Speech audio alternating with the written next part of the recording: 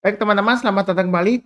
Pada kesempatan kali ini saya akan membahas analisa Samarian untuk periode tanggal hari ini tanggal 22 Maret 2022 sampai dengan besok tanggal 23 Maret 2022. Jadi seperti biasanya saya akan membahas totalnya untuk analisa Samarian 16 saham ya. Ini bagian kedua, saya sudah bahas 8 saham sebelumnya di bagian pertama. Linknya dari video deskripsi di bawah ini ya. Yang bagian pertama BBRI, Antam, Adharum, MDKA, Telkom, SMNT, Inco, dan ADMR ya. Jadi ini 8 saham yang berikutnya saya bahas. Saya mulai langsung dengan TINS ya. Jadi kalau kita perhatikan di sini TINS sudah saya sebutkan sebelumnya ya, area buy on weakness ya. Jadi yang saya kotakin ini area buy on weakness di 1560. Jadi kalau dia berhasil rebound mantul ke atas silakan buy, naik ke atas 1600 tambah lagi, naik ke atas 1660 tambah lagi dan seterusnya. Jadi garis-garisnya sudah saya berikan ini untuk acuan untuk average up atau buy up ya istilahnya ya. Jadi kalau dia berhasil breakout ke atas ya silakan buy atau tambah lagi ya seperti itu ya. Yang sudah punya tambah lagi, yang mau buy silakan buy ya. Jadi istilahnya garis-garis ini acuannya untuk buy dan juga sell ya. Kalau misalnya dia gagal, di sanalah kita pasang trailing stopnya atau stop lossnya ya. Kurang lebih seperti itu. Yang rajin nonton ya, harusnya sudah mulai buy sejak ini ya. Sudah saya sebutkan area buy weakness ya. Pasang aja automatic order buy ya seperti itu ya. Jadi nggak perlu dilatih setiap hari. Nah, dan sudah saya sebutkan ya, misalnya kalau dia berhasil koreksi, berhasil rebound, di sanalah kita untuk kesempatan kita untuk buy. Pasang stop lossnya di mana ya? Garisnya berikutnya lagi itu sebagai acuan stop lossnya. Jadi naik ke atas 1560 buy, stop lossnya di 1495. Jadi cara bacanya seperti itu ya. Jadi ngikutin saya itu enak banget ya. Garis-garisnya sudah diberikan. Jadi trading apapun investasi ya, kalau sudah dikasih acuan ya istilahnya di mana kita pasang trailing stop, di mana kita pasang stop loss, ya kita tinggal ikutin aja ya. Enak banget kan seperti itu ya. Jadi tinggal pasang trailing stop dan stop loss. Jadi nggak terbawa emosi. Yang penting adalah kuncinya sabar, fokus, dan disiplin ya. Kurang lebih untuk tips dia akan menguji level 1765. Jadi yang mau buy high sell higher ya, atau istilahnya kalau dia berhasil breakout boleh buy target price berikutnya di 1900 seperti itu ya kurang lebih ya. Jadi bahwasanya ini untuk TINS afternya masih cukup bagus ya, sudah saya sebutkan sebelumnya. Ini MA20 nya ya, ini mengarah ke atas dan dia sudah uh, masih ditutup di atasnya MA20. Jadi untuk TINS ini dia masih cukup bagus ya uptrendnya, walaupun sebelumnya dia koreksinya masih cukup wajar ya. Jadi saya sudah sebutkan area buy weakness-nya kalau dia berhasil rebound. Jadi kalau sudah naik jangan didoakan turun ya, kita tunggu aja di area buy weakness ya. Di area sudah saya gambarkan. Jadi market itu pasti kasih kesempatan kita untuk profit walaupun sebelumnya mungkin kita ketinggalan ya. Seperti itu ya. Yang ketika dia koreksi berhasil rebound sesuai dengan acuan yang sudah diberikan oleh Pak Sunar ya. Itu mudah banget, enak ya. Seperti itu ya. Dan terus terang aja saya tidak pernah menyesatkan orang lain ya. Jadi jangan sampai beranggapan oh Pak Sunar ini breakout ke atas 1900 boleh buy katanya buy high sell higher. Ternyata saya nyangkut gitu ya. Wah sialan ini Pak Sunar ngajarin buy di atas saya nyangkut. Enggak ya, karena prinsip saya adalah saya berpegang teguh pada prinsip dasar analisa teknikal ya. Kalau dia uptrendnya masih bagus, kalau dia berhasil breakout ke atas resisten, boleh buy. Jadi saya nggak ada istilahnya ketinggian, nggak ada ya. Terus terang aja seperti itu. Karena saya sudah siapkan ya ini ya garis-garisnya untuk pemasangan trailing stop dan stop loss. Jadi terus terang aja saya nggak bisa mengatur harga saham di pasar saham. Jadi kalau misalnya breakout uptrendnya masih bagus ya saya bilang ya boleh buy atau tambah lagi atau average up.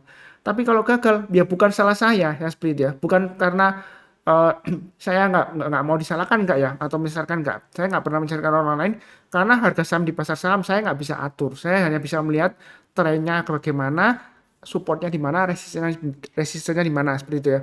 Kalau saya bisa mengatur harga saham di pasar saham, saya sudah pasti jadi orang yang terkaya di dunia, bukan di Indonesia, di dunia pasti itu pasti. Karena saya bisa atur seperti ini ya. Oh, TINS harus ke 3000, setelah ke 3000 turun ke 1000, kemudian saya harus ke 5000 lagi. Ya kalau begitu caranya ya sudah enak, nggak perlu kerja ya. Semua yang ikutin saya tinggal tinggal ikutin aja seperti itu ya. Nah, itu prinsipnya seperti itu ya. Jadi, saya berpegang teguh ya, support resistennya sudah saya gambarkan, saya nggak pernah menyesatkan orang lain. Dalam arti seperti ini ya, kalau misalnya sahamnya turun-turun terus ya, saya nggak pernah bilang, itu turun lagi, beli lagi, every down. Hold aja, itu fundamentalnya bagus ya. Nanti juga kembali lagi ke atas. Kalau dia turun lagi terus, saya suruh beli terus atau saya sarankan buy on weakness terus ya, itu namanya menyesatkan karena melawan tren. Trennya turun kok disuruh beli terus ya nyangkut, akhirnya makin dalam ya seperti itu ya. Ya itu yang seperti itu yang menyesatkan. Saya nggak pernah menyesatkan seperti itu.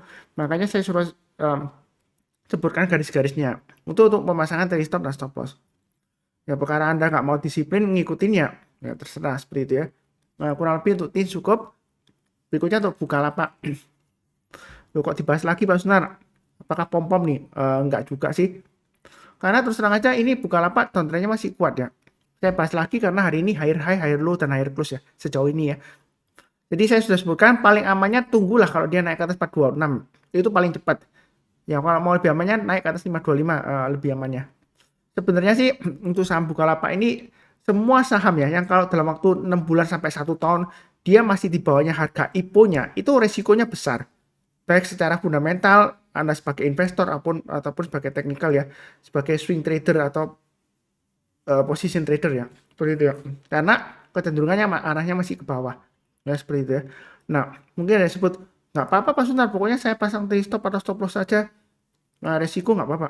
Nah, masalahnya kalau strong downtrendnya masih kuat, kalau Anda nanggung resiko, itu kalau dia masih turun lagi, dia bisa ARB ya. Saya nggak mendoakan enggak ya. Kalau dia bisa ARB, Anda bisa jual bisa, tapi belum tentu laku karena banyak yang lebih jual di harga bawahnya seperti itu ya. Kemudian tempo hari ada yang diskusi di grup saya. Pak Sunar, ini apakah mungkin buka diangkat naik karena sebelumnya ada dalam tanda petik investor yang sebelum IPO dia sudah beli yang ada hold periodnya mulai dari 8 bulan sampai 2 tahun, apakah dia bakalan lepas, bakalan angkat naik harganya?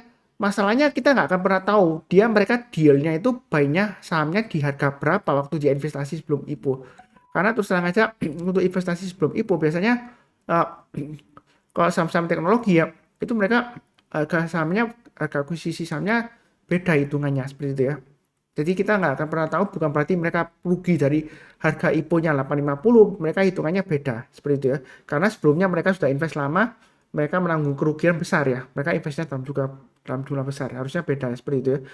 Jadi kita nggak pernah tahu, jangan asumsinya pasti diangkat naik ke 850, belum tentu ya seperti itu ya.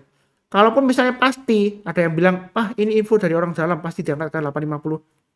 Kalau bisa ada orang yang itu tunjukkan namanya ya seperti itu ya. Saya mau ketemu langsung dengan orangnya, langsung make a deal. Kalau misalnya naik ke atas 850 langsung saya berani kasih 80% dari profit saya. Kalau dia berani jamin garansi tanda tangan di depan notaris ya kalau betul ya. Kalau boleh ya kok. Tapi tanya dulu di pengacara saya boleh nggak ada aturan seperti itu ya. Asalkan kalau turun lagi dia berani jamin loss-nya seperti itu ya. Nggak ada yang bisa jamin 100% ya. Jadi jangan istilahnya terpancing isu wah ini bakalan dinaik tinggi 850, belum tentu ya seperti itu ya. Jadi di sini saya fokusnya ke support resistance-nya. Memang kalau beli sekarang ya dia boleh saja, saya nggak melarang asalkan pasang stop loss-nya di 258 ya, itu low-nya yang terakhir ya. Nah tapi resikonya lumayan besar ya, bahkan saya bilang besar sekali ya, minimal lah 426 ke atas ya, itu paling cepatnya ini 426 ya seperti itu ya.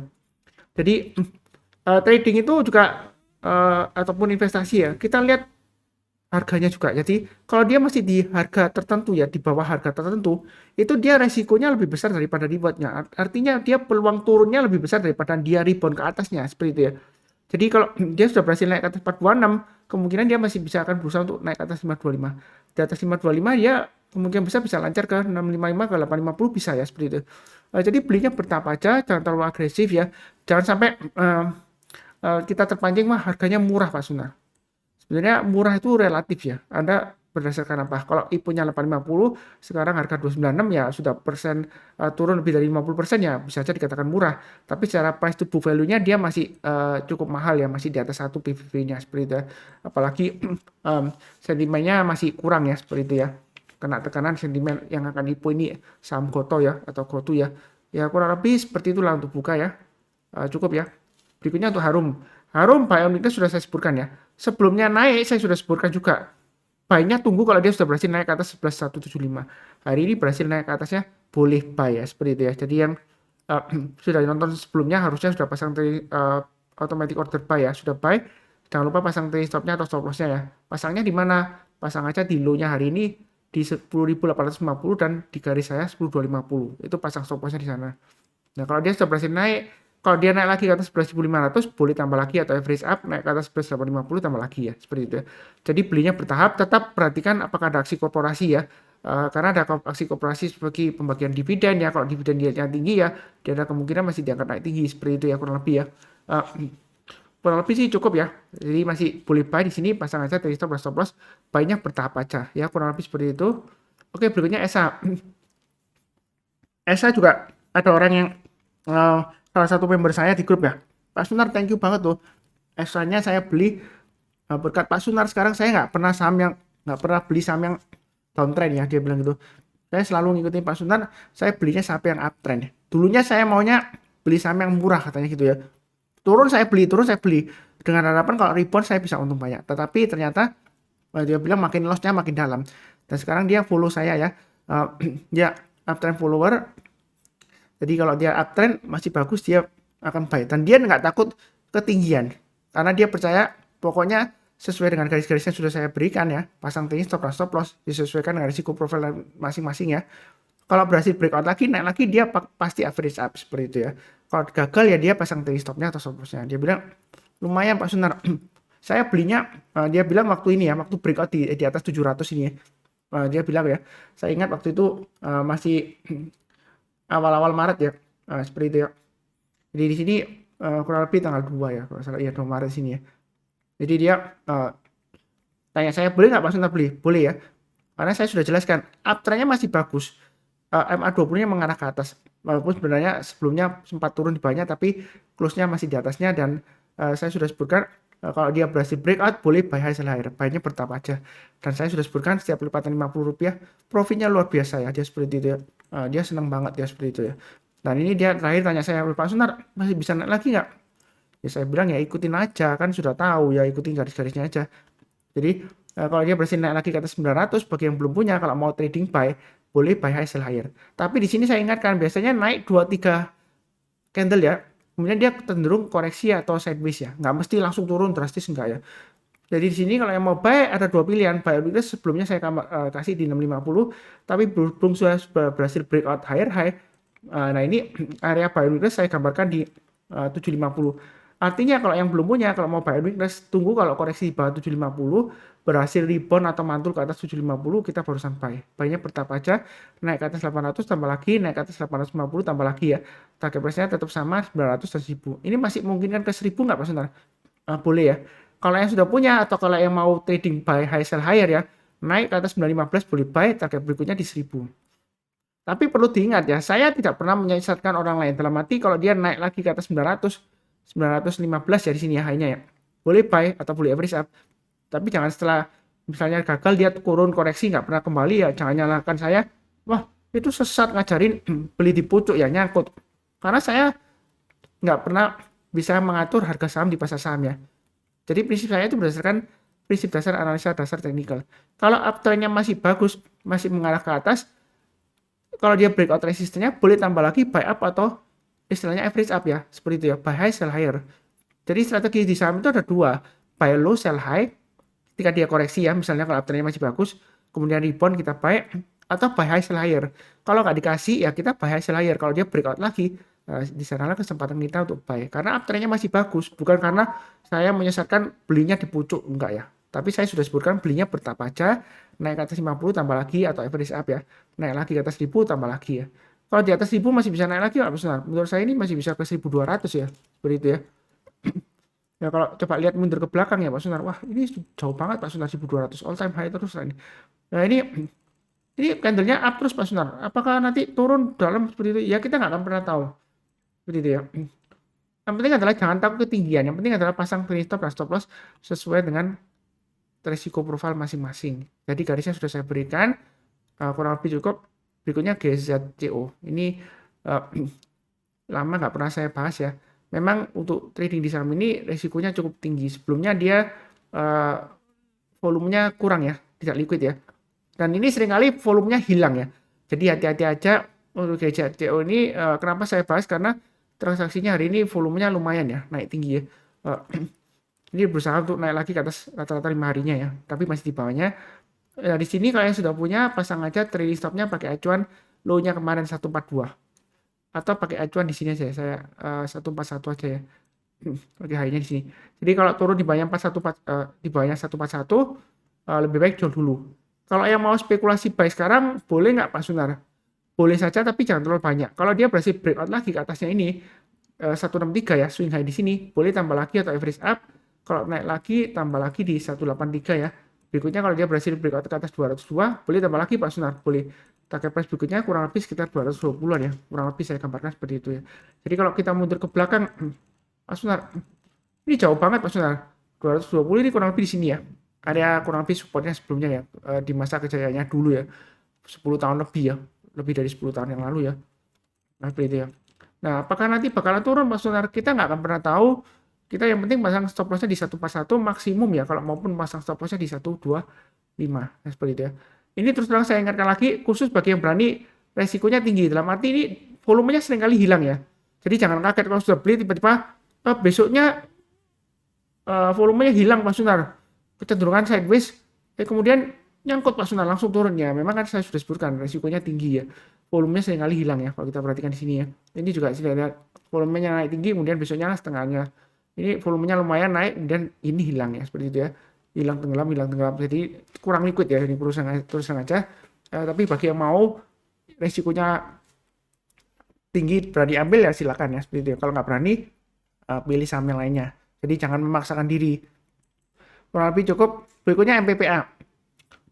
MPPA sudah saya bahas dari awal ya seperti itu ya.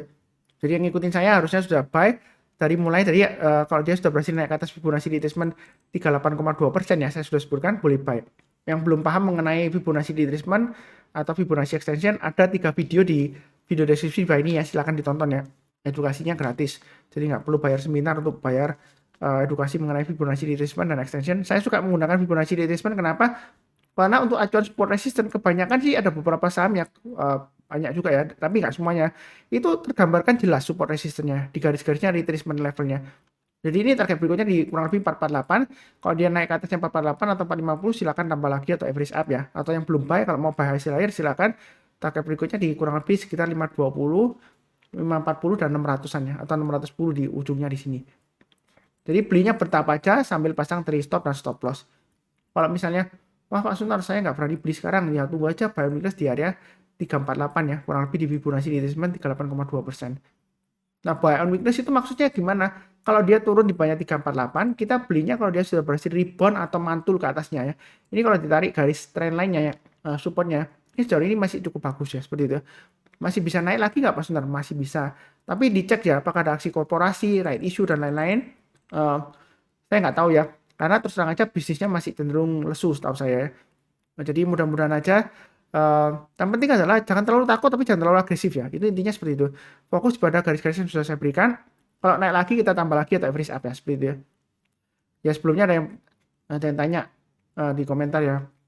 Pak Sunar kalau average up terus kapan take profitnya? Take profitnya kapan? Kalau kena trailing stop ya. Trailing stopnya sudah saya gambarkan. Contohnya yang ini 398. Jadi kalau misalnya buy-nya dari bawah, kalau dia breakout naik, silakan tambah lagi atau average up. Kalau gagal ya kita jual. Ya jualnya berapa persen tergantung sebelumnya Anda average-nya berapa persen dari bawah sebelumnya ya.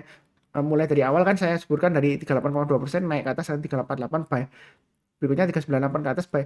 Nah, itu Anda berapa persen tambahnya ya, Anda hitung sendiri ya, kurang lebih seperti itu. Jangan sampai keuntungannya sudah didapat hilang ya. Karena di saham itu lebih baik terus terang aja, lebih baik kita ketinggalan profit daripada kehilangan profit. Sama-sama huruf K depannya. Satunya ketinggalan, satunya kehilangan. Jadi lebih baik ketinggalan profit daripada kehilangan profit ya. Seperti itu ya. Dan arti kita selalu waspada pasang trailing stop. Kalau misalnya dia naik lagi, boleh buy hasil akhir, boleh.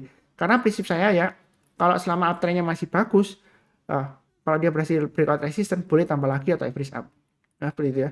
Bukan karena saya menyesatkan, oh tambah lagi average up ya, average-nya makin tinggi Pak Sunar, resikonya makin tinggi. Ya memang kalau kita baik average up maupun average down, resikonya memang tinggi ya.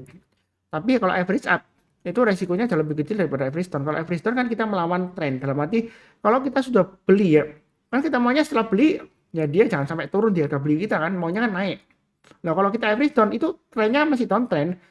Anda beli terus turun lagi, Anda average down beli lagi dengan harapan oh average-nya turun Pak Sunar. Tapi kan nilai rupiah kerugiannya kan bertambah kalau dia masih turun lagi karena dia masih downtrend. Nah kalau dia uptrend, ya kan?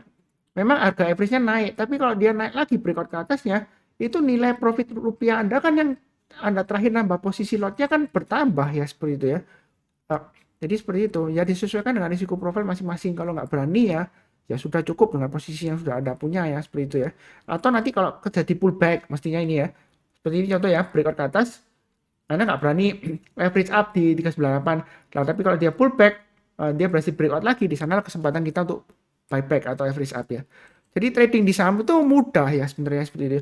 Yang bikin susah kita tuh nggak siap ya, nggak sabaran, nggak fokus, nggak disiplin ya. Itu aja ya. Jadi harapan saya kalau sering nonton video saya, mudah-mudahan nggak buat bosan ya, sambil rajin mencatat, menonton, dan pasang automatic order buy atau sell ya. Seperti itu ya, itu saran saya. Jadi jangan tanya terus, grup saya namanya Telegram Saham Profit. Pak Sunar, hari ini beli saham apa? Terus besok beli saham apa? Padahal analisa saham itu sudah saya berikan ya. Tinggal ditonton aja. Kalau nonton biasakan dari awal sampai akhir supaya nggak salah paham. Seperti itu ya. Jadi konsepnya seluruhnya sudah tercapai. Kurang lebih cukup ya MPPA. Berikutnya Indi sudah saya sebutkan breakout ke atas 2250 boleh buy ya seperti itu. Tapi di sini kalau mau buy untuk Indi jangan terlalu banyak ya, karena dia kalau kita lihat volumenya rata-rata 5 hari cenderung turun ya seperti ini ya. Dan ini dia masih di bawahnya rata-rata 5 harinya. Walaupun dia price action-nya sudah mulai breakout ke atas 2250, saya sudah sebutkan boleh buy. Nah, ini volume untuk konfirmasinya. Kalau volumenya masih cenderung lesu ya kita belinya jangan terlalu banyak seperti itu ya. Naik ke atas 2330 kita tambah lagi, naik ke atas 2390 tambah lagi ya. Jadi belinya bertahap aja, disesuaikan dengan risiko profil masing-masing. Tujuannya volume untuk konfirmasi. Jadi jangan dijadikan acuan pertama volume, salah ya. Pertama harus tetap pergerakan harganya. Support resistance-nya harus tahu.